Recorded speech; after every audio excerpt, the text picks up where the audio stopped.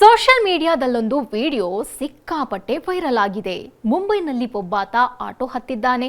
ಆಗ ಆತನ ಸೀಟ್ನ ಹಿಂಬದಿ ಒಂದು ಪುಟ್ಟ ಮಗು ಮಲಗಿರೋದನ್ನ ಕಂಡು ಆಶ್ಚರ್ಯಗೊಂಡಿದ್ದಾನೆ.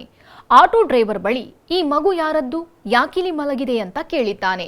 ಆಗ ಆಟೋ ಡ್ರೈವರ್ ನನ್ನ ಮಗಳು ಅವಳು ಅಂತ ಹೇಳಿದ್ದಾನೆ.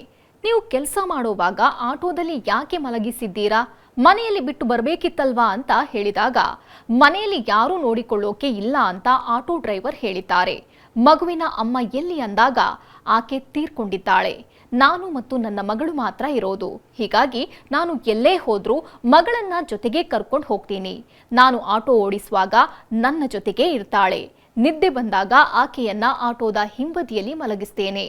ನನ್ನ ಜೊತೆಗಿದ್ರೆ ಮಗಳು ಸೇಫ್ ಆಗಿರ್ತಾಳೆ ಅಂತ ಆಟೋ ಡ್ರೈವರ್ ಹೇಳಿದ್ದಾನೆ. ಆಟೋ ಡ್ರೈವರ್ನ ಕಾಳಜಿ, ಮನ ಕಲಕುವ ದೃಶ್ಯ ಕಂಡ ನೆಟ್ಟಿಗರು ಮರುಕ ವ್ಯಕ್ತಪಡಿಸಿದ್ದಾರೆ.